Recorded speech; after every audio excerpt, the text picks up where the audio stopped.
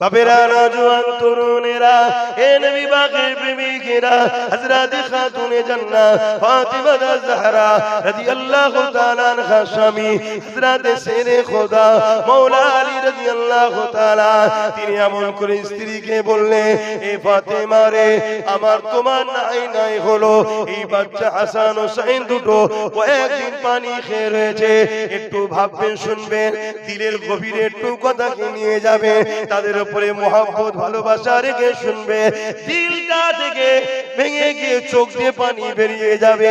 কি জিন্দেগি তিনাদের ছিল। এ যুবকেরা, তরুণেরা, হযরত মাওলা আলী শেরে খোদা রাদিয়াল্লাহু তাআলা তিনি বলতে লাগলেন, এ ফাতেমা রে, আল্লাহ নবীর কাছে আমি একটু যাই, কেন রাসূলুল্লাহ অনেকে নজরানা দেয়, যদি কিছু পাওয়া যায় নিয়ে আসবো, কমসে কম বাচ্চা দুটো ইমাম হাসান হোসেন তারা দুজন তো কমসে কম খেতে পারবে। হযরত মাওলা আলী চলে গেলেন আমার রাসূলুল্লাহ দরবারে। দীর্ঘক্ষণ পরে ফিরে আসে, কিছু পেলেন না, মনটা মরা করে দরজার করে এসে দরজার বাইরে থেকে সালাম দিলেন। আপনারাও শুনে রাখেন, বাইরে থেকে সালাম দিয়া এটা রাসূলুল্লাহ সুন্নাত, ঘরওয়ালাকে সালাম দিতে হয়, এটা রাসূলুল্লাহ সুন্নাত। এই মাওলা আলী যখন সালাম দিলেন, হযরত খাতুনে জান্নাত ঘরের ভেতর থেকে সালামের জবাব দিলেন। দরজা না খুলে একটা জায়গা দিয়ে জানালাটা সরিয়ে, যে ভাষাটা আপনারা বুঝবেন, ওই কাপড়টা সরিয়ে দিয়ে তিনি দেখতে লেগেছে মাওলা আলী কি নিয়ে এসেছে, কি অবস্থায় রয়েছে। হযরত খাতুনে জান্নাত দেখছে হযরত মাওলা আলী খালি হাতে রয়েছে, মনটা বড় মরা, চোখগুলো ছলো ছলো। হযরত খাতুনে জান্নাত বলে, এ আমার প্রাণের স্বামী, মন খারাপ কেন? হযরত মাওলা আলী বলে, এ ফাতেমা রে, নবীর বেটি আমার স্ত্রী হয়ে এসেছো, কখনো তোমাকে ঠিকভাবে খাওয়াতে পারলাম না, তোমার সুখ শান্তি জামা কাপড় অর্থাৎ তোমাকে অন্য জনেরা যেভাবে দেয় আমি তোমাকে সেইভাবে বেশি বেশি দিতে পারলাম না। এ ফাতেমা রে, আজ কয়েকদিন ক্ষুধার্ত রয়েছি, সংসারে খাবার কিছু নাই, কিন্তু আল্লাহ নবীর কাছে গেলাম, ওখানেও কিছু পেলাম না, এই মনটা বড় খারাপ হয়ে গেছে। হযরত খাতুনে জান্নাত কেমন নবী শিখিয়েছে বেটিকে দেখুন। আজ বাপেরা, আপনারা আপনাদের কন্যাগুলোকে কি শিখিয়ে পরের বাড়ি পাঠাচ্ছেন, পরের বাড়ি গিয়ে এত অশান্তি হচ্ছে, বেশি দিন সময় লাগছে না, জনম দুঃখিনী মাকে ছেড়ে দিয়ে বেটাকে আলাদা করে দিচ্ছে আপনার ঘরের মেয়েগুলো। কি শিখিয়েছে আমরা? আর আল্লাহর নবী ফাতেমাকে কি শিখাচ্ছে? এই অবস্থায় দাঁড়িয়ে আমাদের এলাকার কোন মেয়ে ঘর করবে? হ্যাঁ, এই অবস্থায় দাঁড়িয়ে এ যুবকেরা, হযরত ফাতেমা বলছে, এ আমার প্রাণের স্বামী, কি বলছেন আপনি? আপনি তো শুনেছেন আল্লাহ কোরআনে বলেছে, যিনি আল্লাহ পাক যাকে খাওয়ায়, আল্লাহ পাক যখন দেয় ওটা নিয়ে যে শুকরিয়া আদায় করে, আল্লাহ পাক তার উপরে রাজি খুশি হয়ে যায়। যখন আল্লাহ কাউকে দেয় না, যখন যদি সে সবর করে, আল্লাহ তার উপরে রাজি খুশি হয়ে যায়। আমার প্রাণের স্বামী, আল্লাহ যদি ফাতিমাকে, হাসান হোসেনকে আর আমার স্বামী মাওলা আলীকে আল্লাহ যদি আমাদেরকে না খাইয়ে খুশি হয়, কেন আমরা আল্লাহর খুশির জন্য না খেয়েও নিজেকে খুশি রাখতে পারবো না? আমার প্রাণের স্বামী, আপনি হাসুন, আপনি মুখে হাসি নিয়ে আসেন, তারপরে আপনার দরজা খুলে ভেতরে আসেন, আপনার হাসি মুখটা আমি দেখতে চাই। তবে প্রাণের স্বামী শোনেন, আমি আমার আল্লাহর শুকরিয়া আদায় করি, আলহামদুলিল্লাহ। যখনই খাতুনে জান্নাত এটা বললেন, হযরত মাওলা আলী বলতে লেগেছে, কি জন্য শুকরিয়া আদায় করলেন? হযরত খাতুনে জান্নাত বলছে, আপনি না হয় খাবার কিছু নিয়ে আসেন না, তাতে কি আছে, আল্লাহ যে আমার স্বামী আলীকে ঘরে ফিরিয়ে দিয়েছে, এটাই আমার আল্লাহর কাছে শুকরিয়া।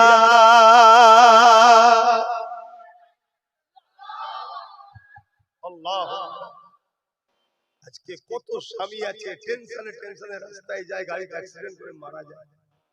কত এমন স্বামী আছে গরিব মানুষ চাপে পড়ে গেছে, ওসব জানি না, ঈদের দিন এটা কিনে দিতে হবে, ওটা কিনে দিতে হবে। কথা বুঝে আসছে না? খবরদার, আছো বলে বলতে পারছো, না থাকলে সব যাবে। আর খাতুনে জান্নাতকে রাসূল কি শিখিয়েছে? যে খাবার হয় না তো কি হয়েছে, আমার স্বামী তো আল্লাহ ফিরিয়ে দিয়েছে। আল্লাহ যদি আপনাকে ডেকেলে আমার কিছু করার আছে? এতেই আমি খুশি, আলহামদুলিল্লাহ। তাদের মধ্যে আল্লাহর ভালোবাসা, আল্লাহর ভক্তি কত ছিল। আর আজকে আমাদের মা বোন বেটিদের কি অবস্থা? এর জন্য দোষী কারা? আমরাই তো দোষী। আজ আমরা লোভে পড়ে গেলাম, লোভে। আমি যতটুকু জানি,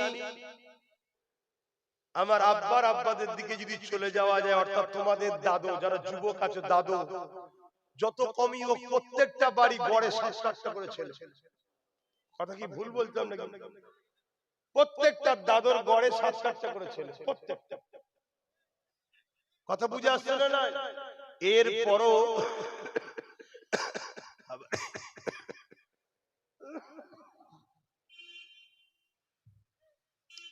এরপরও কোনদিন কোন বাচ্চাকে রুগা পাতলা দেখেছিলেন?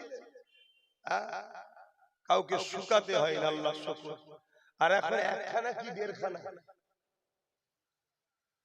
ছেলে যেন বাড়তি, রুগা কাটি। কথা ভুল বলছি? বরকত নেই। কেন বলেন তো? আপনার দাদুরা আপনার বাপেদের ঘরে হালাল খাইয়েছে। মাফ করবেন, এত বড় কথা বলছি। আপনাদের অজান্তে হলেও আপনাদের পয়সায় গন্ডগোল ঢুকে যাচ্ছে, আপনাদের হুঁশ নাই। যেমন এই যে আমার মায়েদের ঘরে এখন সরকার 1000 কোটি টাকা দিচ্ছে, ওটা কিসের টাকা বলুন? জানেন আপনারা? খোঁজ নিয়েছেন কোনদিন? কিসের টাকা? এই বলবেন তো, জিজ্ঞেস করেছেন? জানেন না। সরকার বলছে এই মদ বিক্রিতে ভারতবর্ষের মধ্যে ফার্স্ট। তা মদ বিক্রির টাকা হতে পারে? কথা বলুন। তাহলে আপনি টাকাটা আপনার বাচ্চাকে খাওয়াচ্ছেন। এবারে দুনিয়াদার ওই নমরুদকে যেমন ফতোয়া দিতে এসেছিল তসবিহ নিয়ে দাড়িওয়ালা সেজে, ওরকম মৌলভী সাহেব বলবে সব ঠিক আছে, চলবে, সরকার দিচ্ছে তো। কিন্তু একবারও ভাবলেন না সরকার পুরুষকে না দিয়ে নারীকে দিচ্ছে কেন? এটা প্রশ্ন তো নাকি? পুরুষকে না দিয়ে নারীকে দিচ্ছে কেন? শোনেন মশলাটা তাহলে। অসুবিধা আছে বলবো? অসুবিধা নেই তো? মন দিয়ে শুনুন।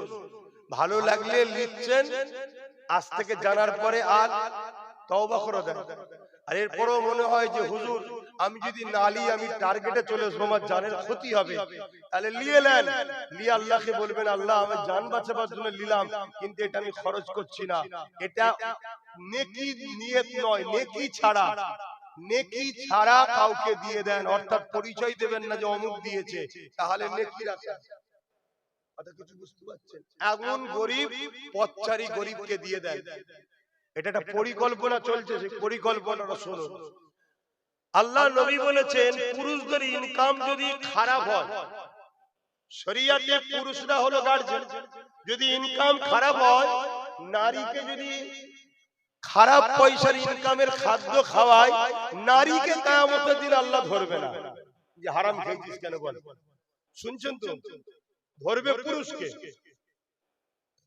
আর মুসা আলাইহিস সালাম তুর পাহাড়ে গেছে, আল্লাহর কাছে কথা বলবে বলে যাবার সময় রাস্তায় দেখছে একজন খুব কাঁদছে। মুসা নবীর কাছে বলছে, হুজুর আপনি যাচ্ছেন, আল্লাহকে বলুন না আমার দোয়া কবুল করতে, আমি 40 বছর ধরে দোয়া চাইছি, কবুল হচ্ছে না। মুসা নবী তো অবাক হয়ে গেলেন, এত কাঁদছিস কবুল হয়নি? আল্লাহ এত দয়ালু? গেছে আল্লাহ দয়ালু তো নাকি? হ্যাঁ, কত দয়ালু। সেই হযরত ওমর ফারুক হুজুরের জবানে একটা কথা শুনেছিলেন না? এক যুবক মদ খাচ্ছিল, পিছনে বোতল লুকিয়ে দিল থেকে বলেছে আল্লাহ কোনোদিন খাবনি, মাফ করে দাও, বাঁচাও। সঙ্গে সঙ্গে মদকে আল্লাহ দুধে পরিণত করে দিয়েছে। জোরে বলুন সুবহানাল্লাহ। আল্লাহ কত দয়ালু। আরে 40 বছর ধরে কাঁদছে, আল্লাহকে মাফ করেন।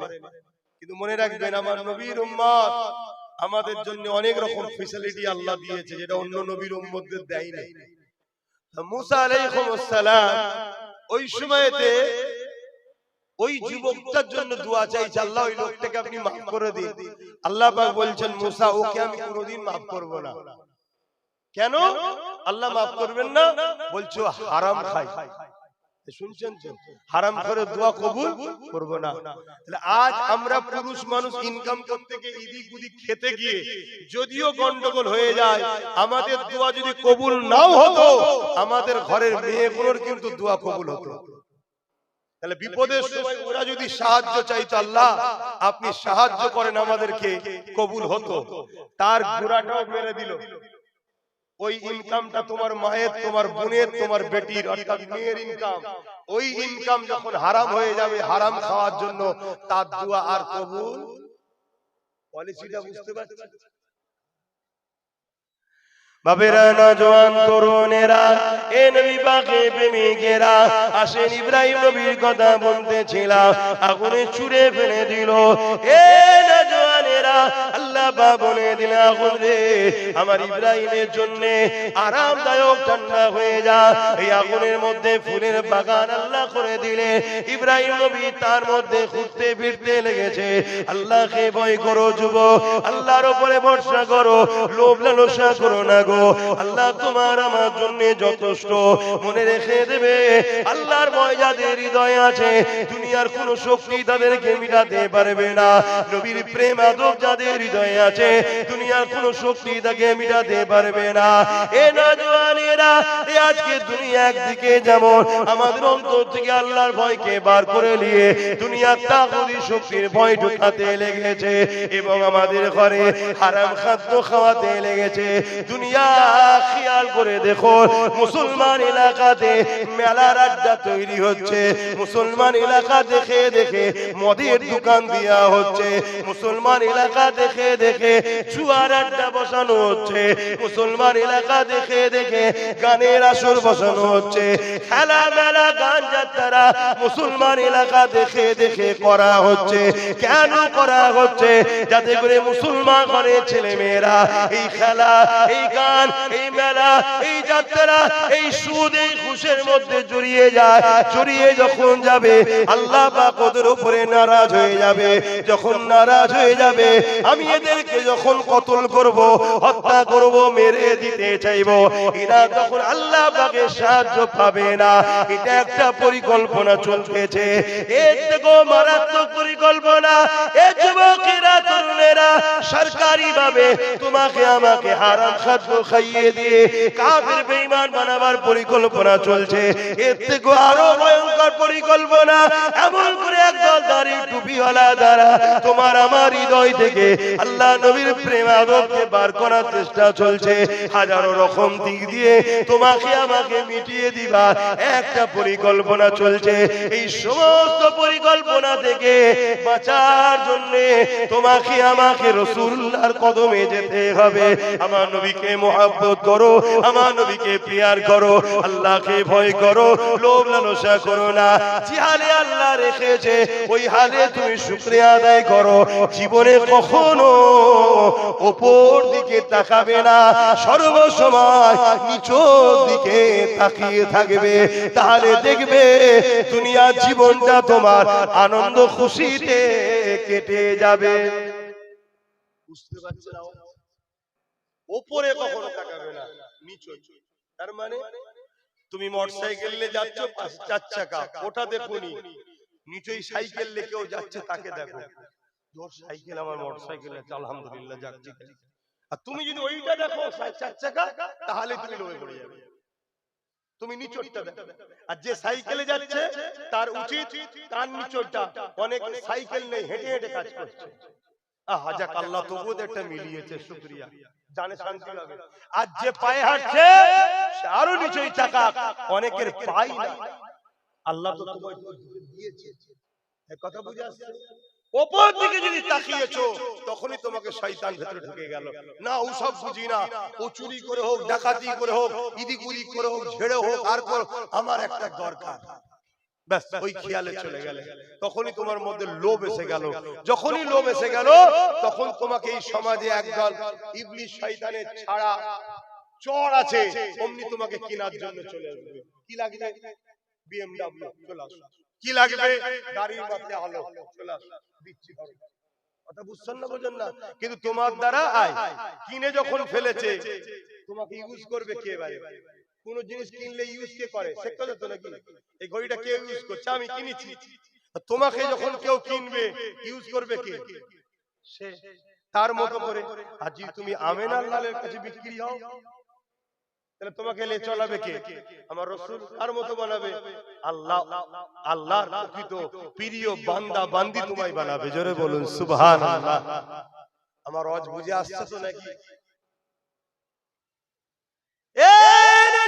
তরুণেরা কোনদিন কি ভাবতে পেরেছিলে মদিনার এই মানুষগুলোর কথা, যাদের পায়ে জুতো ঠিকভাবে ছিল না, যাদের পরনের জামাগুলো ছিঁড়া ফাটা ছিল, কিন্তু তারা ওয়াকাত আল্লাহ পাকের প্রেম নিয়ে, আল্লাহর ভয় নিয়ে, নবীর প্রেম ভালোবাসা নিয়ে বদরের ময়দানে 313 জন দাঁড়িয়েছিল। 1000 বাহিনীর হাতে অস্ত্র ছিল, 1000 যাদের সংখ্যা ছিল, তরোয়াল ছিল তাদের হাতে, 1000 যাদের বাহিনী ছিল তারা ঘোড়া হাতির পিঠে ছিল, 1000 বাহিনী যারা ছিল তাদের হাতে ঢাল তরোয়াল ছিল। পৃথিবীর ইতিহাসটা যাকে শোনাবে তারাই বলবে 1000 বাহিনী জিতবে। যদি কেউ ইতিহাস শোনায় যে একদিকে 1000 লোক আছে যাদের হাতে অস্ত্র, তীর, ঢাল, তরোয়াল, যুদ্ধের বল্লম রয়েছে, ঘোড়া হাতির পিঠে, লোহার ড্রেস পরা, আর একদিকে মাত্র 313 জন খালি হাতে, এই লড়াইয়ে কে জিতবে? দুনিয়া সবাই বলবে 1000 জিতবে। এক কথা ঠিক না? কেন?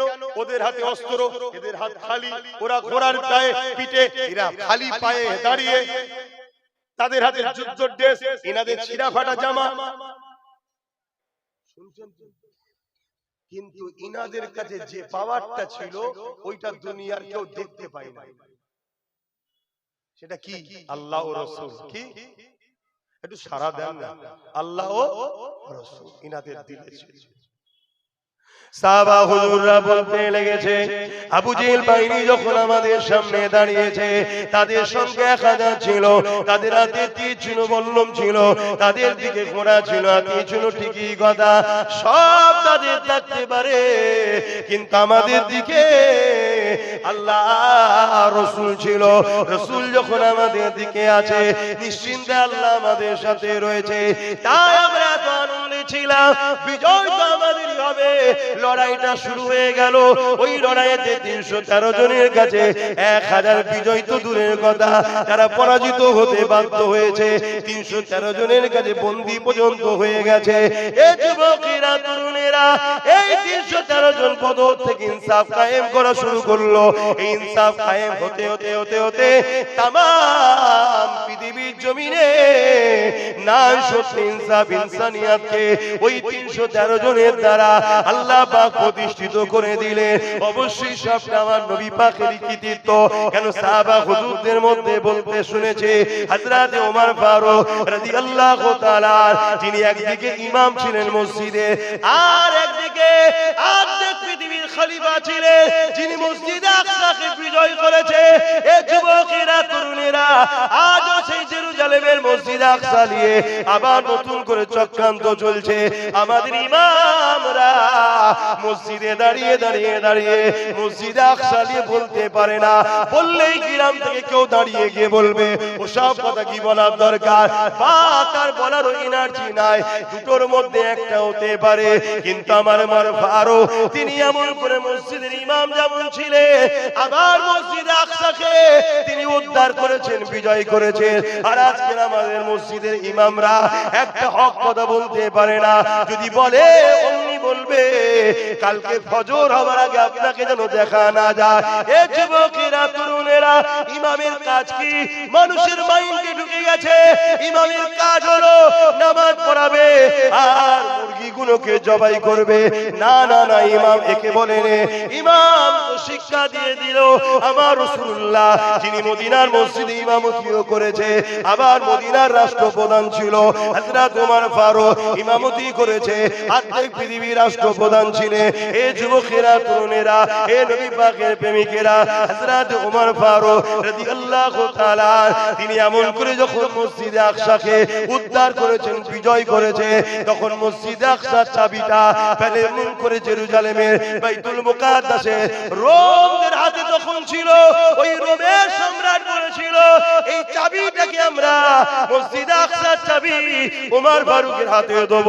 আমরা দেখতে চাই কে ওমর ফারুক, যারা এমন করে একটা দিন বকরি চড়াতো, দুম্বা চড়াতো, আজ তারা অর্ধেক পৃথিবী রাজত্ব করছে। কার উসিলায়, কার সোহবতে? আমার নবী পাকের উসিলায়, নবী পাকের সোহবতে হযরত ওমর ফারুক রাদিয়াল্লাহু তাআলা আনকে দেখার জন্য রোমের সম্রাট এমন করে ইরাদা করলো। তাই হযরত ওমর ফারুক বেরিয়ে পড়লেন। একটা উট নিয়ে বেরিয়েছে, উটের পিঠে ওমর ফারুক বসেছে, আর উটের লাগামকে তিনার সাথী ধরে নিয়ে যাচ্ছে। 1 মাইল যাওয়ার পরে হযরত ওমর ফারুক বলতে লেগেছে, আমার সফর সাথী উটটাকে দাঁড় করাও। উট বসে পড়ল। ওমর ফারুক নেমে গেল, নেমে গিয়ে সাথীকে বলতে লেগেছে, বাবারে শরীর থেকে ঘাম বেরিয়ে গেছে, এবারে তুমি উটের পিঠে ওঠো, আমি রশিটা ধরে নিয়ে যাব। সাথী বলতে লেগেছে, ওমর ফারুক হুজুর আমিরুল মুমিনিন বিয়াদবি মাফ করবে, আপনি অর্ধেক পৃথিবীর সুলতান, অর্ধেক পৃথিবীর শাহনশাহ, আপনি আমিরুল মুমিনিন, আর আমি একজন আদনাসা গোলাম। আপনার উটের পিঠে বসবো আর আপনি লাগামটা ধরে নিয়ে যাবেন, এটা কি করে হতে পারে? হযরত ওমর ফারুক বলেছিলেন, হে মানুষেরা শুনে রেখে দাও, আমি ওমর কাল কিয়ামতের ময়দানে আল্লাহর কাছে কি মুখ দেখাবো? আল্লাহ যখন আমাকে জিজ্ঞাসা করবে, ওমর রে আমি তোমাকে খলিফা করেছিলাম বলে আমার একটা গরীব বান্দা কষ্ট বুঝলে না। আরো জোরে বলুন সুবহান।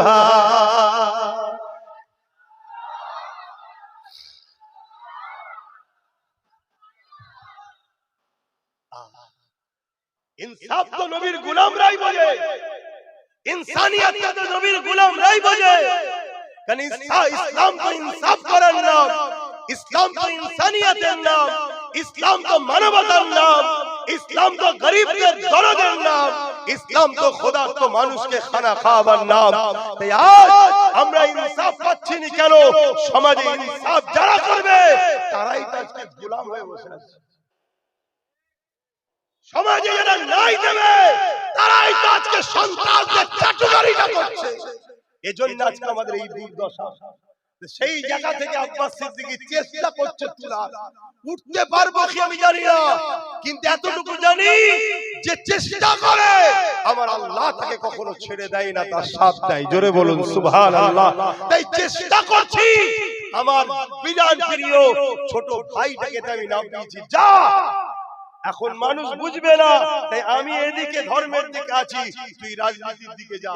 এতে আমার কওমের অনেকে আবার আমায় গালিগালাজ আছে না, মানে চাটুরগারি করে করে, গোলামি করে করে, জালিমদের পা চেটে চেটে এদের খুশি নাই রাখারা। এ যুবক, খারাপ নিচ্ছ কথা? তাহলে একটা ছোট্ট ওয়াকিয়া তোমাদেরকে শোনাই, এই দুটো কথা মনে রাখবেন বিচখানে। কোন একদিন একটা সিংহ তার বাচ্চা জন্ম দিতে গিয়ে মা সিংহটা মারা যায়, মা সিংহটা মারা যায়।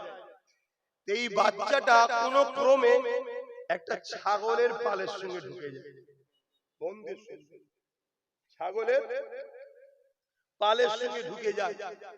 ছাগলের সঙ্গে বড় হচ্ছে, ছাগলের সঙ্গে পাত্রে খায়, ছাগলের সঙ্গে উঠা বসা, ছাগলের সঙ্গে ঘুমোয়। ছাগল বড় হচ্ছে, এও বড় হচ্ছে, ছাগল বড় হচ্ছে, এও বড় হচ্ছে। ছাগল একে গুতোই, সিং বেরোলে কি করে? ছাগলের বাচ্চা সিং বেরোলে কি করে? কুটকুট করে, গুতোই। আর এ শুধু সবার গুতো খায় আর ভাবে আমার কবে বেরোবে। কে? সিংহ কবে বেরোবে, গুতো। এরম গুতোচ্ছে। একদিন সিংহটা বিশাল জন একদম হয়ে গেছে, আর ছাগলগুলো বড় বড় হয়েছে। ছাগলের মায়েরা ছাগলকে নিয়ে চড়াতে বেরিয়েছে। ইও তো সব সময় থাকে, ছাগলের বাটে মুখ দিয়ে দুধ খেয়ে বড় হয়েছে। ইও মনে করে এটাই আমার মা, ইও যাচ্ছে। অপরদিকে আরেকটা বড় সিংহ জঙ্গল থেকে বেরিয়ে শিকার করতে এসে দেখছি একটা সিংহ ছাগলের পালে ঘুরছে, আর সব সিংহ ছাগলগুলো ওই সিংহটাকে গুতোচ্ছে। ও কিছু বলছে না। জঙ্গলের সিংহর মাথায় হাত, তো এর সুন্দর ডুবিয়ে ফেললো রে। তো একটা হুঙ্কার দিয়েছে, বাঘের যে হুঙ্কার, সিংহের এই হুঙ্কার মেরেছে, মারতেই হুঙ্কার মারলে ছাগলগুলো কি করবে? সব ছুটছে। আর এই বাঘটা যে এখন সিংহটা জন হয়ে গেছে কি করছে? ইও ছুটছে। তখন ও অবাক হয়ে গেছে, কি হলো? ইও ছুটছে। তখন ও বুঝতে পেরেছে যে অন্য রহস্য আছে। ছুটে এসে এর সামনে দাঁড়িয়েছে। জন সিংহ এর এত ক্ষমতা, অরিজিনাল যে জঙ্গল থেকে এসেছে ওকেও ফেলে ফেলতে পারে, কি সবে জন্তু, কিন্তু ও কাটাকাটি করছে। তখন বলছে, দেখ তোকে আমি খাবো না, আমি তোকে একটা কথা বলছি শুনবি, বল, তোকে আমি ছেড়ে দেবো। কি কথা? চ আমার সাথে পানি খাবি। সারা জীবন পানি খেয়েছে, পাত্রে নিয়ে যাচ্ছে নদীতে। ঘাবড়াবে না, কিন্তু হুঙ্কার দিচ্ছে, তো না গেলে কিন্তু মারবো। তো জন সিংহটা যেই পানি খেতে গেছে, বড় বড় চোখ বার করে দেখছে, আমি তো এর থেকেও বিশাল শক্তিশালী, একে যা দেখতে আমি তো সেম। তখন পানি না খেয়ে মাথা চাড়া দিয়ে উঠে আকাশ মুখো হয়ে একটা গর্জন মেরেছে। দেখেছেন তো সিংহ ডাক? পুরো বন টং জঙ্গল সব কেঁপে গেছে। তখন এই জঙ্গলের যে সিংহটা এসেছে, এ তখন নিজেকে খুশি প্রকাশ করছে, যাক আমি ঘেনার হলাম যে তোর আসল পরিচয়টা কি জানাতে পারলাম, মাফ করবেন। এখানে জঙ্গলের সিংহটা আমি, আর আপনারা ছাগলের পালে পড়ে গেছেন। কথা কিছু বুঝছেন না, বোঝেন না? আমি আপনাদের অরিজিনাল যে সিংহ আপনারাও, এটা আপনাদেরকে জানাবার চেষ্টা করছি। যেদিন আপনারা জাগবেন আর একটা গর্জন মারবেন, এই ছাগলের পালটা যাবে দিশেহারা হয়ে যাবে। কবে যে বুঝবেন আপনারা আল্লাহ ভালো জানেন, কবে যে আল্লাহ আপনাদের শক্তি দেবে। জাগেন, জাগেন। আপনারা সুলতানে হিন্দ গরিবে নওয়াজ মঈনুদ্দিন আজমিরের উত্তরসূরি। আপনারা কাদের পাচেটে দাঁড়ান, আপনারা কাদের দালালি করছেন, কাদের পিছনে চাটুকারিটা করছেন? আপনাদেরকে ঘুম পড়িয়ে রেখেছে নেশাতে, নারীতে, গানেতে, যাত্রাতে নেশায় রেখেছে। কেন? তারা জানে এ জাতি যদি জেগে যায়, আজকের ফেরাউনদের ঘর নীল নদের ডুবেই মরতে হবে, নাই নমরুদের মতো মশার মাধ্যমে মরতে হবে। এ জাতিকে জাগানো যাবে না। আর যখন জাগাতে এসছি, আমার আজকে কাটিং করা হচ্ছে, করে তোমাদের কাছে ছোড়া হচ্ছে, তুমি আমাকে খারাপ বল। আজকে যখন জাগাতে এসছি, আমার মুখকে কেটেছে, মাথার টুপি কপালে তিলক দিয়ে দিয়েছে।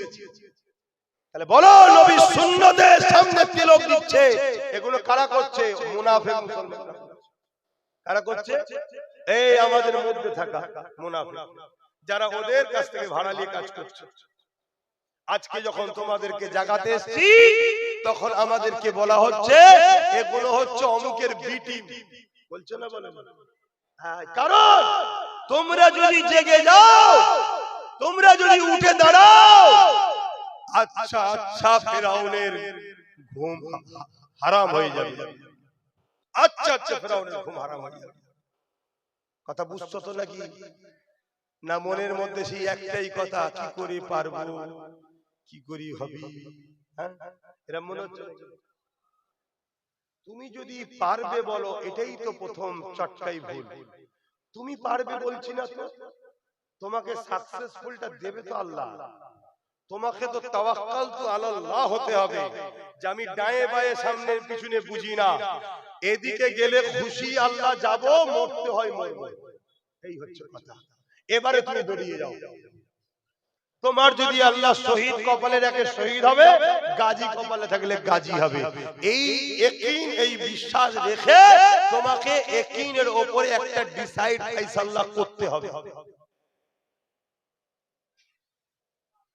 এই যে জমিনটা দেখছো, এখানে যদি আমি চাষ করি কালকে, ভালো ফসল হবে? জোরে বলে, এটা চাষযোগ্য জমি নয় তো। কিন্তু আমি সরে গেলে হবে?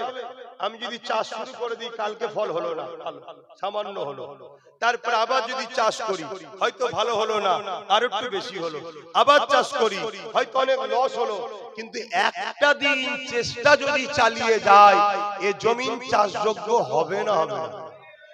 তাহলে আজ কবে তুমি ভাবছো সিং হবে তারপরে গুতবো? তোমাকে তো নামতে হবে। তোমাকে তো সারা জীবন ভয় দেখিয়ে দেখিয়েই ঘরে ঢুকিয়ে দিল। কেউ বলেছিল গোশ খাওয়া বন্ধ হয়ে যাবে, কেউ বলছে তাড়িয়ে দেবে। এই তো চলছে শুধু সারা জীবন তো এই শুনলাম। কথা বুঝে আসছে না? নাই, কিন্তু আমাকে নামতে হবে। তাতে 1 বছর না হয়, 2 বছর না হয়, 3 বছর না হয়, 10 বছর না হয়, 20 বছর না হয় না হোক, কিন্তু জমিন চাষযোগ্য হবে। আমার বাচ্চা কোনো বুঝা বুঝা ধান গোলাই তুলবে, ঠিক না বেঠিক? এর জন্য প্রস্তুতের দরকার আছে না? না, এমনি আব্বাস সিদ্দিকী নামে না, এমনি তার ভাইটাকে নামাইনি। এর জন্য অনেক গাল খেতে হচ্ছে। ঘরের লোক গাল দিচ্ছে, বাইরের লোক গাল দিচ্ছে, সবাই মিলে গাল দিচ্ছে, তারপরেও কিন্তু নিজের জায়গা থেকে সরে গেছি। দেখেছে কেন? আমার ভরসা আল্লাহর উপরে, আমার ভরসা রাসূলুল্লাহর উপরে, আমার বিশ্বাস, আমার নিয়ত এখানকার খবর কেউ না জানো, আল্লাহ ও রাসূল জানে যে আমি কাউকে লুটার জন্য করছি না। আমি গরিব আল্লাহর বান্দা বান্দীদের বাঁচাবার জন্য করছি। আমার কওম সহ অন্য ধর্মের গরিব মানুষকে বাঁচাবার জন্য চেষ্টা করছি, যেটা আমার নবীর সুন্নাত। জোরে বলুন সুবহানাল্লাহ। আমার নবী কি শুধু মুসলমানদের জন্য কথা বলেছেন? আরে আমার নবী যখন এসে কথা বলে জালিমদের বিরুদ্ধে, তখন তো মুসলমান ছিল কোথায়? এই নারীদেরকে জ্যান্ত পুঁতে দিস না, নবী যাদেরকে বলেছিল তারা কি মুসলমান ছিল নাকি? না, মুসলমানের নারীদের জন্য বলেছিল। ভালো করে বোঝেন বাপেরা, নওজওয়ানেরা, তরুণেরা, আল্লাহ আমাদেরকে কেন বানালেন, কি জন্য বানালেন, কি জন্য পাঠালেন, এটা ভুলে গেলে চলবে না। আল্লাহ আমাদেরকে কোরআনে ঘোষণা দিয়ে দিয়েছে, কুনতুম খায়রা উম্মাতিন উখরিজাত লিন-নাসি তা'মুরুনা বিল মারুফ ওয়া তানহাউনা আনিল মুনকার। আল্লাহ আমাদেরকে দুটো কাজ দিয়েছে। এবার আব্বা জানেরা, এবার আম্মা জানেরা, এবার ভাইরা বোনেরা, এবার নওজওয়ান তরুণেরা, যুবকেরা, আল্লাহ পাক ছাড় দিয়েছে, ছেড়ে দেয়নি, হিসাব কিন্তু নেবে। আল্লাহ পাক দুটো কাজ দিয়েছে। এবারে পর্দা খুলে দাও, এবারে পর্দা খুলে দাও। কাজ হয়ে গেছে, দেখেন না, কাজ হয়ে গেছে, এবার পর্দা খুলে দাও। হ্যাঁ, তাহলে এবারে গরম হচ্ছে। তখন হালকা ছিল তো, মুজাহিদের সংখ্যা তখন কম ছিল, ওই জন্য ঠান্ডা হওয়া ছিল। এখন মুজাহিদ বেড়ে গেছে, যুবকদের সংখ্যা বেড়েছে, তাই গরম তাপ বেড়েছে। সুবহানাল্লাহ, নারে দিবে, নারে দিবে, হাত তুলে বলেন লাব্বাইক। আপনারা বলেন ইয়া রাসূলুল্লাহ লাব্বাইক।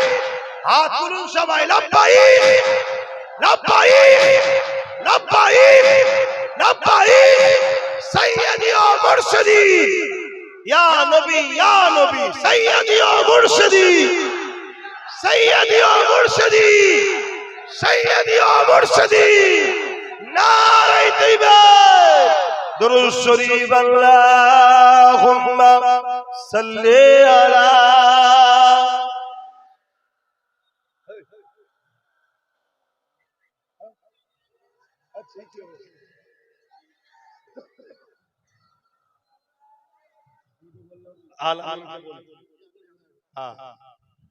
বাপ আমার, ভাই আমার, অসুবিধা হচ্ছে, একটা নাত শরীফ পড়ছি, নাত পছন্দ করে শোনেন তো। তবে এখন নাতের নামে যে ফাংশন হচ্ছে, নবীর মেম্বার গুলো, এগুলো চলবে না। নাতের নামে নবীর মেম্বারে ফাংশন হচ্ছে, ছেলে মেয়ে এক জায়গায় হয়ে যাচ্ছে, নাতের নামে আর কি ফসকুমু হচ্ছে। এই যুবক শুনছো, গান শুনলে কাবিরা গুনাহ হয়, বেঈমান হয় না। নবীর নাতের নামে আর কি ফসকুমু করলে কাফের হয়। কোন মায়ের বেটা থাকলে আমার ফতোয়া কেটে দিতে পারে। শুনছেন, গান শুনলে কাবিরা গুনাহ হয়, কি হয় জোরে বলে? তওবা করে কাটাকাটি করলে আল্লাহ বলেছে আমি মাফও করে দিতে পারি। জোরে বলুন সুবহানাল্লাহ। যদি মাফ নাও করে, যে শাস্তি, সে শাস্তি দিয়ে ঈমান থাকার জন্য জান্নাত যাবে একদিন না একদিন। কিন্তু নবীর নাতের নামে, নবীর রাজ শরীফের নামে ইয়াজকি ফসকমু ফাজলামু যদি করো, ঈমান চলে যাবে। আমার নবী জাতা জিনিস নয়। ওই নবী পাকের নামের যে মিম অক্ষর আছে না, এই মিম অক্ষরকে যদি একদিকে রাখা হয়, পুরো দুনিয়াকে যদি আরেক দিকে রাখা হয়, মিম অক্ষরটার ভারী বেশি হবে। জোরে বলুন সুবহানাল্লাহ। প্রেমের, মর্যাদার, সম্মানের, দামের কথা বুঝে আসছে। সেই নবীলেই আর কি করলাম না, নাত করো না, নাত ভালো জিনিস তো, কিন্তু এর বীজখানে আর একটা কাজ আছে, ওটা একটু আপনাদের করতে হবে। করবেন না? এই জলসাটা হলো, দুটো কথা এসে বললাম, শুনছেন তো? ভুল করছি? আপনাদের জাগান কি অন্যায় করছি? যুবক জাগো, আগামী দিন তোমার সামনে তোমার মা বোন বেটির রেপ হয়ে যাবে। একদম স্পষ্ট কথা আমি বলা ছেলে, কোন লুকোচুরি করা, মুখে কথা এটকে বলা ছেলে আমি নয়, হাকিকাত বলছি। হাকিকাত বলছি, যেটা প্যালেস্টাইন বাসীর সঙ্গে ঘটেছে, আগামী দিন তোমাদের সাথে ঘটবে। শুনছো তো যুবক? যদি না জাগো আর জেগে যাও, জেগে যাও, আল্লাহ ও রাসূলের হয়ে যাও শুধু, ব্যাস, তোমাদের কেউ কিচ্ছু করতে পারবে না। কথা মাথায় ঢুকছে? এ বিশ্বাস আল্লাহর উপরে আছে তো? হয়ে যাও, আল্লাহ হয়ে যাও, নবীর হয়ে যাও, এটা মাথায় রাখো। আমার ভাইগুলো যাচ্ছে, পকেটে হাত দাও, যার যা খুশি একটু শরীক হয়ে যাও।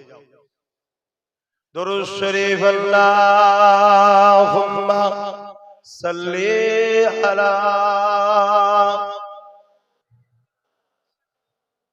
নাক বন্ধ হয়ে যাচ্ছে।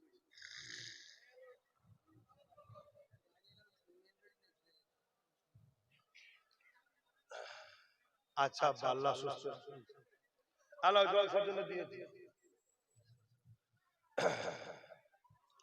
বেশি কথা নাই, আগে চলে যাও।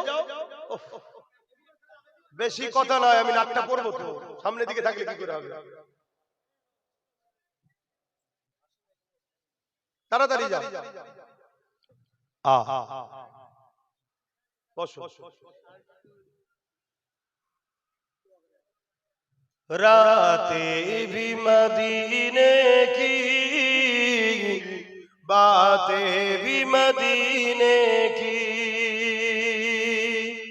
रातें भी मदीने की, बातें भी मदीने की,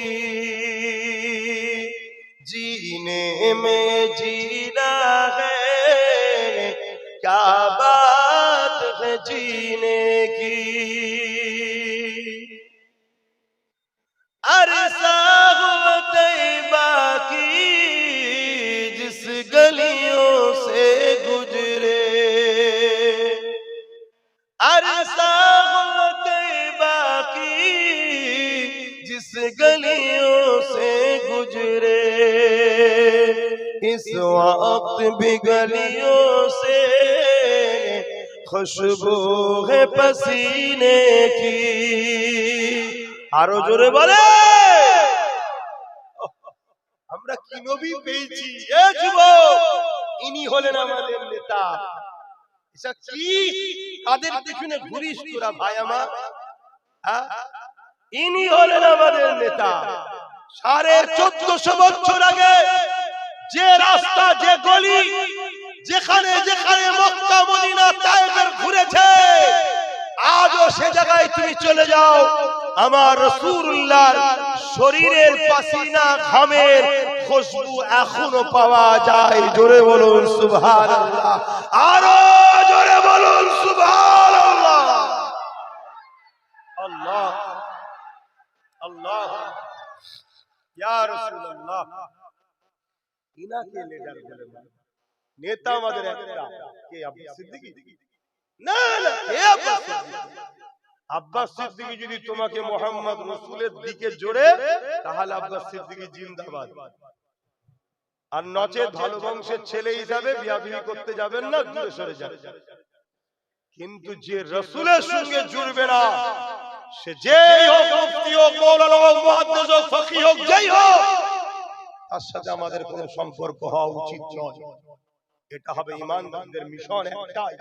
কেন আমরা নবীর সাথে জুড়বো, নবী আমাদেরকে আল্লাহর সাথে বান্দা আর দাসের যে সম্পর্ক, বান্দা আর আল্লাহর যে সম্পর্ক, সেই সম্পর্কে নবী জুড়বে। জোরে বলুন সুবহানাল্লাহ।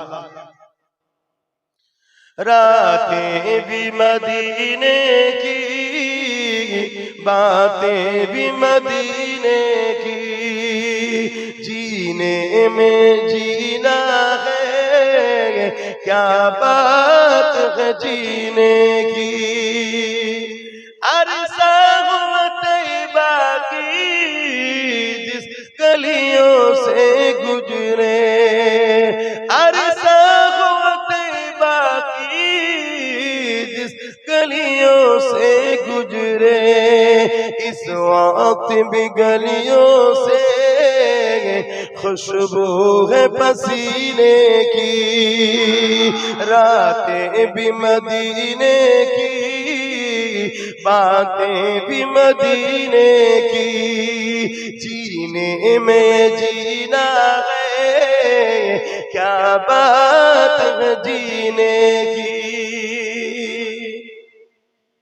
वो अपने निगाहों से मस्ताना बनाते हैं, अरो जोरे, वो अपने निगाहों से दीवाना बनाते हैं, जहमत भी नहीं देते मैं खार को पीने की।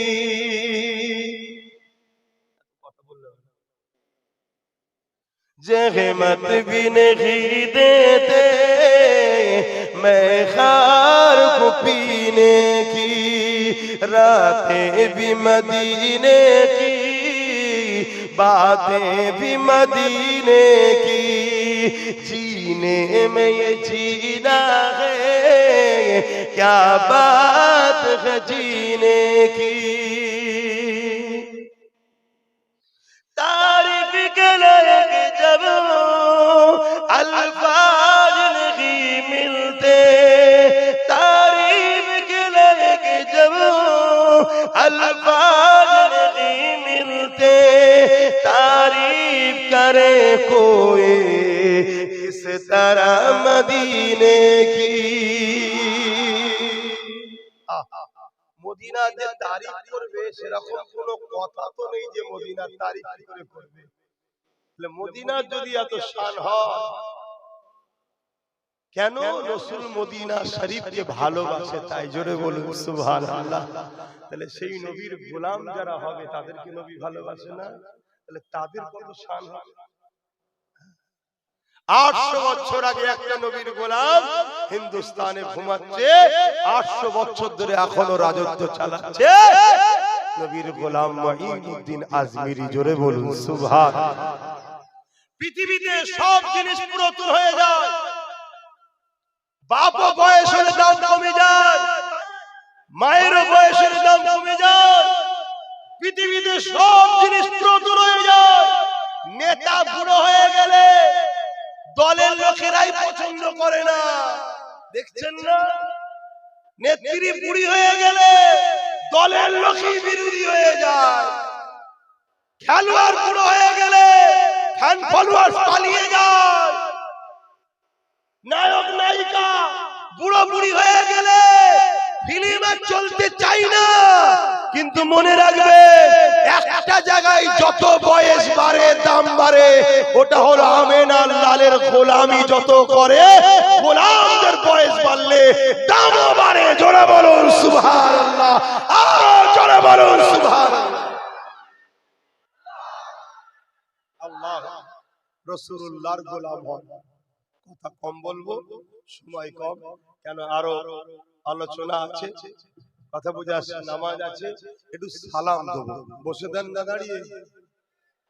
নবী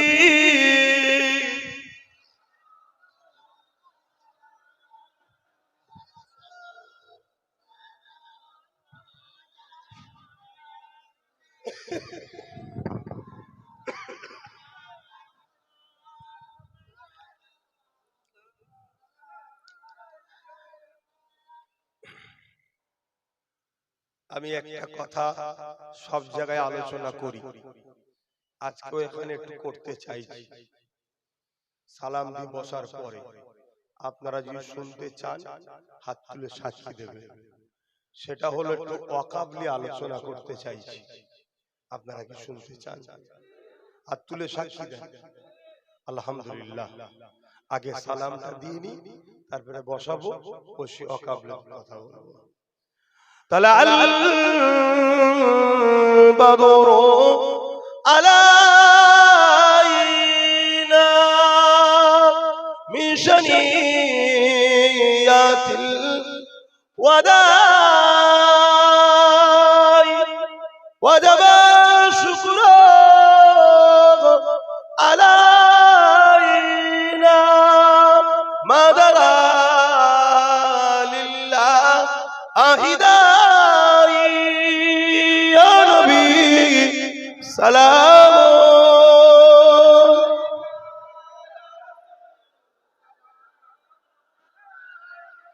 يا حبيب سلام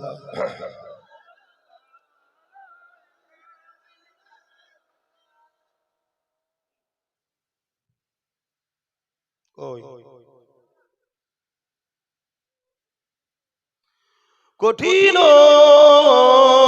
হাসরের দিনে কি আছে মোদের কপাল গুনাহগার উম্মাহ আত আপনার লইবেন সঙ্গে মাহশরে سلام يا رسول يا حبيب صلوات الله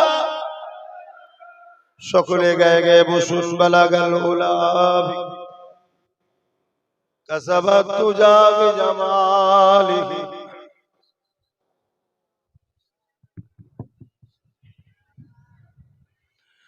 যাদের হৃদয়ে আছে আল্লাহর ভয় তারা কবু নবী ভুলে যায় না।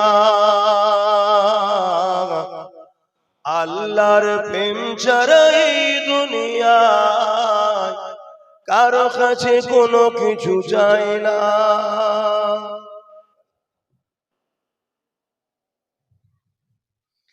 যাদের হৃদয়ে আছে আল্লাহর ভয় তারা কবু নবী ভুলে যায় না। আল্লাহর প্রেম ছাড়া এই দুনিয়ায় কারো কাছে কোনো কিছু চায় না। রাতের আধারে যারা সিজদাতে রয় দু চোখের স্রোতে নদী যেন বয়। রাতের আধারে যারা সিজদাতে রয় দু চোখের স্রোতে নদী যেন বয়। চলো নারা জানি যত আসো, চলো নারা জানি যত আসো, পিছনে ফিরো তাকায় না। যাদের হৃদয়ে আছে আল্লাহর ভয় তারা কবু নবী ভুলে যায় না। আল্লাহর প্রেম ছাড়া এই দুনিয়ায় কারো কাছে কোনো কিছু চায় না। আল্লাহুম্মা সাল্লি আলা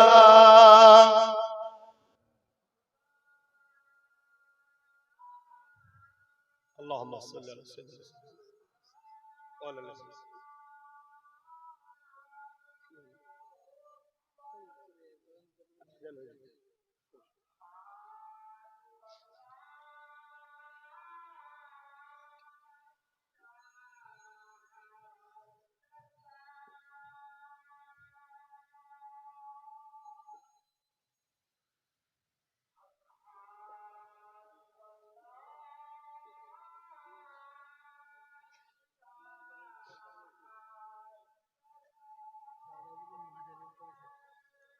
মাঝের একটা গালি আয়া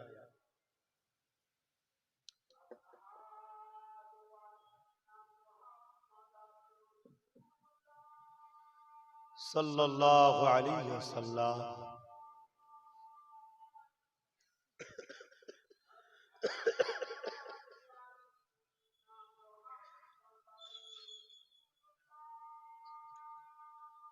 কুররাতু আইনা বিকা রাসূলুল্লাহ।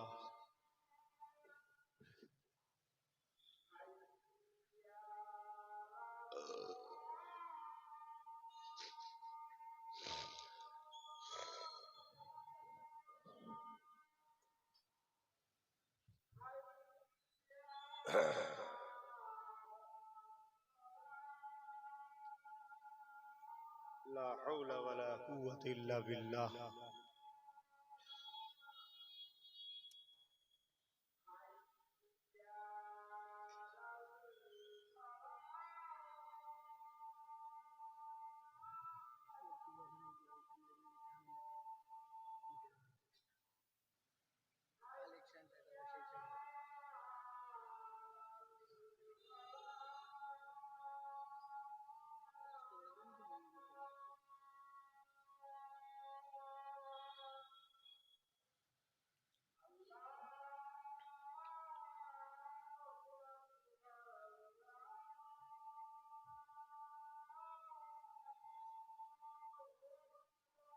আল্লাহু আকবার।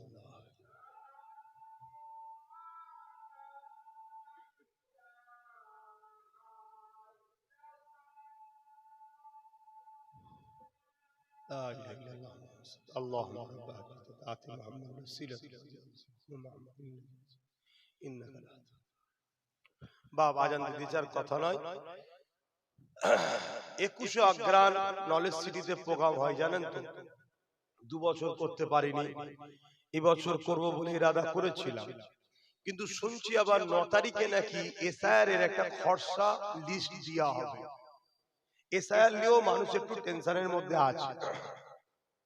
টেনশন হওয়াটা স্বাভাবিক, কিন্তু এমন টেনশন করবেন না যে টেনশন আপনি মারা যান। কথা বুঝছেন? এটা কিছু নয়, শুধু ভয় ভীতি দেখানোর একটা ষড়যন্ত্র চলছে। নির্বাচন কমিশনার যে কথা বলছে যদি সেইভাবে এসআইআর হয় তাহলে কারো নাম বাদ যাবার ব্যাপার নেই, আর যেগুলো ফেক নাম সেগুলো বাদ যাবে। যদি এসআইআর নিয়ে কেউ রাজনীতি করে তাহলে রাস্তা খোলা আছে, তো সংবিধানকে সামনে রেখে রাস্তাতেও লড়াই হবে। এবং আপনারা আমার কথা শুনেছিলেন, দোয়া করেছেন, আপনারা আমার ভাই নওশাদ একটাই আছে, ওই একটাকে নিয়ে আপনাদের জন্য লড়াই হবে, সুপ্রিম কোর্ট পর্যন্ত যেতে হয়, যাওয়া হবে। মনে রাখবেন, মোদিও আপনাদের সাথে নেই, দিদিও আপনাদের সাথে নাই, কারণ এসআইআর এই দুজন মিলেই করছে। জানেন তো নাকি? না জানা থাকে একটু জেনে নেন। সর্বপ্রথম এই কথাটা কে বলেছিল বলেন তো? যে বাংলাদেশের অবৈধ অনুপ্রবেশকারী মুসলমান ভারতে বাংলায় ঢুকে গেছে, এই কথাটা বাংলায় প্রথম কে বলেছিল?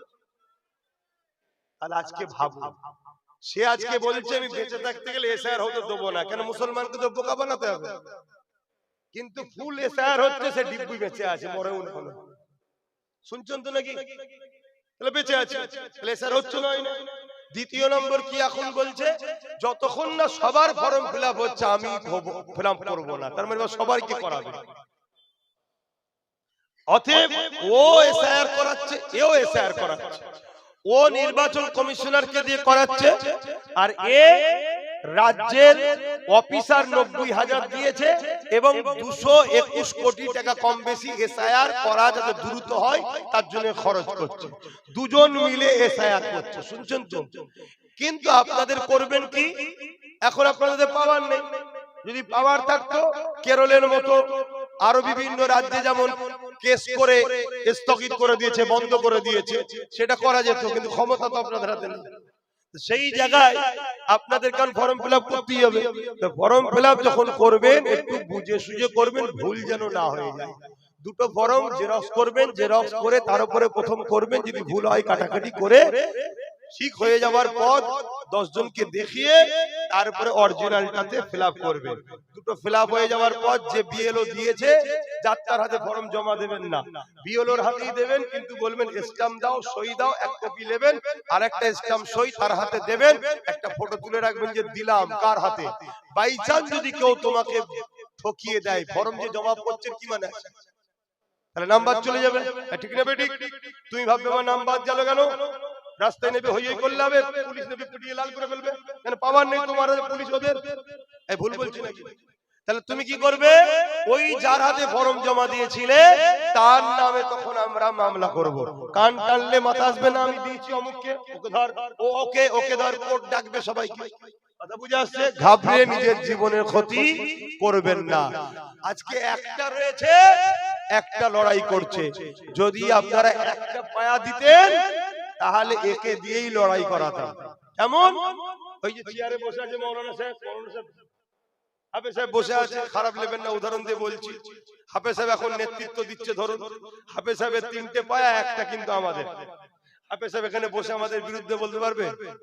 বললেই বলবো উঠেন হুজুর, অনেক হয়েছে, আমার পায়াটা আমাকে দেন। 3টে পায়াতে বসতে পারবে? সরকার পড়ে যাবে।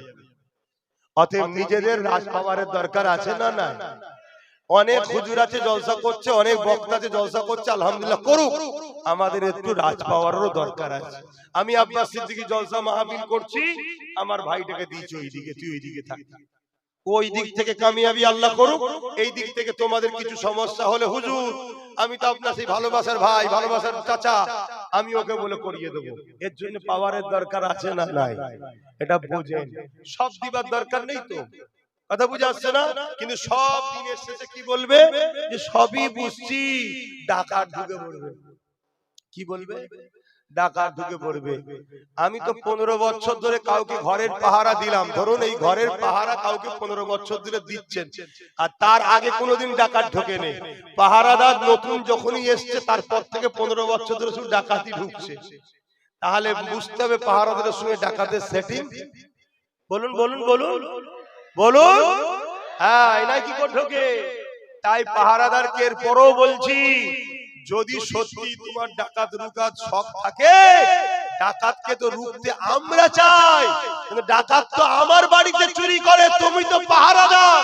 ডাকাত তো আমার মসজিদ ভাঙছে, আমার মাদ্রাসা ভাঙছে, আমার কবরস্থান ভাঙছে, আমার কওমকে পিটিয়ে পিটিয়ে খুন করছে, আমার কওমকে তো মারছে।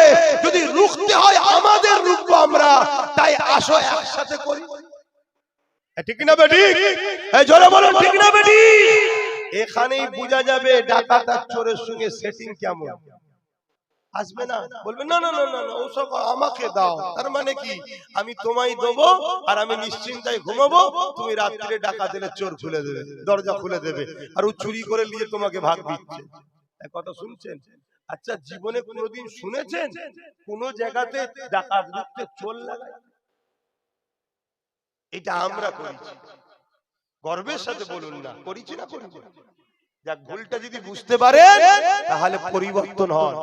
যদি আজকে ওই যে কি বলে ওয়াকফ কালা কানুন, যেটা বলতে গেলাম, কি করব, নামাজ হবে তো, ওয়াকফ কালা কানুন তৈরি করছে না কেন্দ্র সরকার, মসজিদ মাদ্রাসা ওয়াকফ কেলে নিতে চাইছো তো নাকি? আচ্ছা, এই নিয়ে যদি কখনো ব্রিকেরে ডাকা হয় খবর পেলে যাবেন তো নাকি? হাত তুলে সাক্ষী দেন। 2 নম্বরই হচ্ছে না তো, গাটের পয়সা খরচ করে যেতে হবে, রাজি আছে? আপনার খুব শিগগিরই আমরা কাগজ চলছে, নলেজ সিটটা থাক, ওখানে যাবো ইনশাআল্লাহ। বলুন ইনশাআল্লাহ। তো সেই জায়গাতে এই ওয়াকফ ইসলাম বলছে। আমার একটা কথা ভাইরাল করছে কেটে কেটে, কি আব্বাস সিদ্দিকী বলেছে টিএমসি কে ভোট দিলে ঈমান চলে যাবে। শুনেছেন না শুনেন না? অ্যাকচুয়ালি পুরো কথাটা দেয়নি, পুরো কথাটা দেয়নি। আমি সংক্ষেপে পুরো কথাটা একটু বলে দিচ্ছি। আচ্ছা ঠিক আছে, শুনে যান, মন দিয়ে শোনেন। অ্যাকচুয়ালি আমি বলেছি কি, হ্যাঁ মন দিয়ে শোনেন, মসজিদকে বাঁচাবার জন্যই কিন্তু বলেছি। কি বলেছি? আল্লাহ রসুল বলছে অন্যায় দেখলে হাত দিয়ে রাখো। একটু উত্তর দেবেন, অন্যায় দেখলে কে বলছে? আমার নবী। নবীর কথা অস্বীকার করলে ঈমান থাকবে? আল্লাহ নবী বলছে অন্যায় দেখলে হাত দিয়ে রাখো। যদি হাতে রুখতে না পারো মুখ দিয়ে প্রতিবাদ করো, যদি মুখে প্রতিবাদ করতে না পারো অন্তর থেকে ঘৃণা করো। অন্তর থেকে ঘৃণা করার পরেই নবী বলছে অন্তর থেকে ঘৃণা করাটা হলো সবথেকে দুর্বল ঈমান। মানে ঈমান আছে কিন্তু দুর্বল। এ ক্যাটাগরির ঈমান কি? হাত দিয়ে রুকা। বি ক্যাটাগরির ঈমান কি? মুখ দিয়ে প্রতিবাদ করা। একেবারে শেষ স্তরের ঈমান কি? অন্তর থেকে ঘৃণা করা। এরও ঈমান আছে কিন্তু দুর্বল, কিন্তু কেউ ওয়াকফ কালা কানুন কেন্দ্রের জালিম সরকার ক্ষমতার জোরে মসজিদ মাদ্রাসা কবরস্থান ঈদগাহ খানকাকে মিটিয়ে দিতে চাইবে, কেউ হাত দিয়ে রুখলো না, মুখ দিয়ে প্রতিবাদ তো করতে হবে, মুখ দিয়ে প্রতিবাদ করলো না, অন্তর থেকে তো ঘৃণা করতে হবে। তা না করে আজকে যদি মুখে দাড়ি রেখে মাথায় টুপি দিয়ে ধারী মুসলমান গেরুয়া রং মেখে আজকে রাস্তাঘাটে দেখছেন না, দেখেন নি, এরা যারা বিজেপি কে ভোট দিচ্ছে এদের ঈমান থাকতে পারে না, পারে না, পারে না। এতে একমত করা হাত তুলে দেখান, একমত তো নাকি? এই তো রাসূলুল্লাহর কথা। কেন তুই ভোট দিচ্ছিস ওকে? তার মানে যাতে ও যেতে শক্তিশালী হয়, আরো মসজিদ মাদ্রাসা ভাঙে। যে মসজিদ মাদ্রাসা ভাঙে তার ঈমান থাকে। এই কথা বুঝছেন না? বুঝেন না? তাহলে এই কথাটা বলা কি আব্বাস সিদ্দিকীর অপরাধ? এই কথা বলার পরে আমি বলেছি, দেখো ভাই, প্রকাশ্য দুশমনকে তো চিনা যায়, বন্ধু সেজে দুশমন কিন্তু আরো খাতারনাক। বিজেপি হলো আমাদের প্রকাশ্য দুশমন, তাই তো নাকি? আর রাজ্য সরকার কি বলছে? এরপর আমি বলি যে রাজ্য সরকার কি বলছে, ওয়াকফ আন্দোলন এখানে করলে হবে না, দিল্লি গিয়ে করো। ওয়াকফ নিয়ে গুলোগুলি করলে সব থেকে বড় দুশমন আমি হব। আরে বলছি আমি বিজেপির বিরুদ্ধে, তা আপনার বুকে হঠাৎ পেন উঠলো কেন? ও আপনার দাদা হয় তাই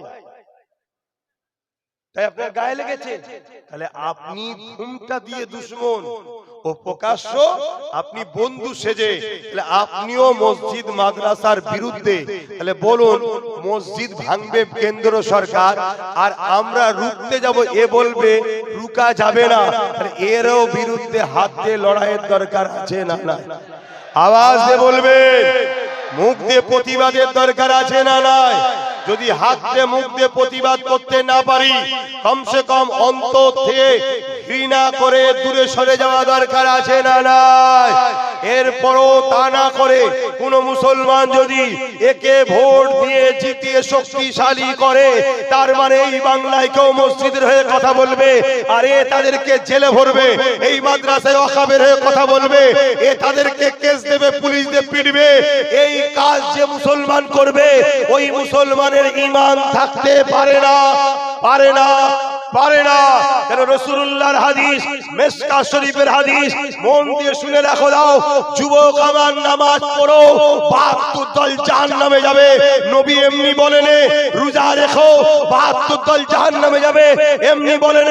শরীয়তকে বুঝতে হবে। নবী বললেন, যদি কেউ জালিম জানার পরও, কেউ জুলুম করছে, কেউ জালিম, কেউ অত্যাচারী জানার পরও তুমি যদি তার সাথ দাও, তাকে সহযোগিতা করো, তাকে শক্তিশালী করো, তাহলে মনে রেখে দিও তুমি ইসলাম থেকে বেরিয়ে যাবে। বলো, কেন্দ্র সরকার জালিম তো প্রকাশ্য জানি, তার যদি কেউ সাথ দেয় ইসলামে থাকবে? তাকে কেউ যদি ভোট দেয় ইসলামে থাকবে? তাহলে রাজ্য সরকার জুলুম করছে না, করে না? দুর্গাপুরে বোলডুজার দিয়ে মাদ্রাসা ভেঙেছে না, ভাঙেনি? বলো, কোরআন শেষ হয়ে যাবে, আমার উন্নতি শেষ হবে, যে বলবে, বলেছে না বলেনি? এটা নাই বলেছে না অন্যায়? অন্যায়কে হাত দিয়ে রুকা দরকার আছে না? নাই। যদি হাতে ক্ষমতা না থাকে, মুখ দিয়ে প্রতিবাদের দরকার আছে না? নাই। মুখ যদি না পারো, অন্তর থেকে ঘৃণার দরকার আছে না? নাই। তা না করে তুমি তাকে আবার বুদাম টিপে জিতাচ্ছ, শক্তিশালী করছো, আরো কোরআনের বিরুদ্ধে কথা বলো, তোমার ঈমান আছে? এই কথাটা আব্বাস সিদ্দিকী বলা কি ভুল করেছে? এবারে এইটাকে কেটেছে, কিন্তু এরপরে আরো একটা কথা বলেছি, ওটা বলেন। এরপরে কি বলেছি? এরপরে বলেছি, যদি রাজ্য সরকারকে তোমরা গিয়ে বুঝাও যে এটা আপনি বলা ভুল করে ফেলেছেন, আপনি ক্ষমা চেয়ে এলেন, যদি এ ক্ষমা চেয়ে এলেন তাহলে আলাদা বিষয়। এক কথা বুঝছেন না? ক্ষমা যদি চেয়ে এলেন আলাদা বিষয়, কিন্তু ক্ষমা চাওয়ার পরে যদি বলে বিজেপি কে রুখতে হবে, আমায় সাথ দে, তখন একটাই কথা বলবো, বিজেপি মারবে কাদের? মুসলমানদের। তাই নাকি? তাহলে আমাদেরকে পার্টনারে নিতে হবে। এই কথা হ্যাঁ কি না? জোরে বলো। তো মারবে যখন আমাদের ঘরে, তাহলে আমরা কি হচ্ছে না হচ্ছে ওর ভেতরে যদি না থাকি, তোমরা দুজন সেটিং করে নিয়ে আমি ঘুমাবো, ঘরে তালা মেরে আগুন ধরিয়ে দিতে কতক্ষণ দেরি? কেন তোমাকে আমি দেখেছি আনিস খানের বেলায় যাওনি, আবু সিদ্দিকের বেলায় যাওনি, তামান্না ছোট্ট বোনটা বোমে মরে গেল যাওনি, যেই বিজেপির খগেন মুর্মু মার খেয়েছে তুমি অমনি চলে গেছো আমার ভাই মরে যাচ্ছে রে, একটু দেখে এসেছিস। কথা কি ভুল বললাম না? আব্বাসের উপর রাগ হচ্ছে মনে মনে? ও ভালো করে বোঝো। তাহলে বলো এরপরে আরেকটা কথা বলেছি, কি বললাম? যদি ক্ষমা চেয়ে নেয় তাহলে আলাদা কথাই বলতে যাব না, শুধু ওর বিরুদ্ধে বলবো কেন আমার ধর্মের উপর আঘাত দেবে, তাই তো নাকি? এরা কি করেছে? এটাকে কেটেছে, কেটে কোন একজন বুজুর্গ প্রবীণ আলেমের সঙ্গে এটাকে জুড়েছে। সেই বুজুর্গ আলেম বলছে একে নাকি ভোট দেওয়া যাবে, কথা বললেন, আর আমার সঙ্গে জুড়েছে, জুড়ে বলছে কাটটা মানবো। কত বড় মুনাফিকি করছে দেখ। আচ্ছা ওই বুজুর্গ উলামা কবে বলেছে? যখন ইনি বলেছিল কোরআন শেষ হয়ে যাবে তখন বলেছে না তার 10 বছর আগে? এক কথা বলেন, হ্যাঁ অনেক আগে। তখন এর মুখোশটা ছিল, এখন তো মুখ বেরোচ্ছে। তখন সামনে ছিল 10,000 মাদ্রাসা, ফুরফুরাই রেল, উন্নয়ন পরিষদ, ডবল ডবল চাকরি ছিল না? ছিল না? আর এখন কি বেরোচ্ছে? মন্দির করিয়ে প্রসাদ খাইয়ে মুসলমানদের কাফের বানাচ্ছে রেশনের মাধ্যম দিয়ে। তাহলে এই সরকার আমাদের কাফের বানাবার এজেন্ট দিয়েছে না লাইনে? জোরে বলেন, সরকারের কাজ এটা, রেশনের মাধ্যম দিয়ে মুসলমানদের প্রসাদ খাইয়ে ঈমান নষ্ট করা। এখানে আলেম উলামা আছে বা যে কোনো জায়গায় সরকারের তো অনেক পুষা আলেম আছে, তাদের কাছে চ্যালেঞ্জ দিচ্ছি, ফতোয়া দিই যে প্রসাদ খাওয়া যায়। কথা বুঝছেন না, বোঝেন না? তাহলে এখন মুখ বেরোচ্ছে না বেরোয়নি? এখন কি বুজুর্গ উলামাটা বলেছে জায়েজ? কথা বুঝছেন না, বোঝেন না? আরো একটা কথা বলে যাচ্ছি। আচ্ছা বলুন, ইনাকে কেউ যদি মুজাদ্দেদ বলে মানে, কেউ ঘোষণা দিল মাইকে ইনি মুজাদ্দেদ, শুনবেন মন দিয়ে, কথাটা বুঝবেন, ইনিও চুপ করে রয়েছে, আর আপনারাও সবাই এরপরও এর সাথে বন্ধুত্ব সম্পর্ক রেখেছেন, তার মানে মুজাদ্দেদ বলে মানছেন না মানেন না? কথা বলো। বিয়ে শাদী হয়েছে তো নাকি? কবুল কবুল বলার সময় চুপ থাকলে কি বলে?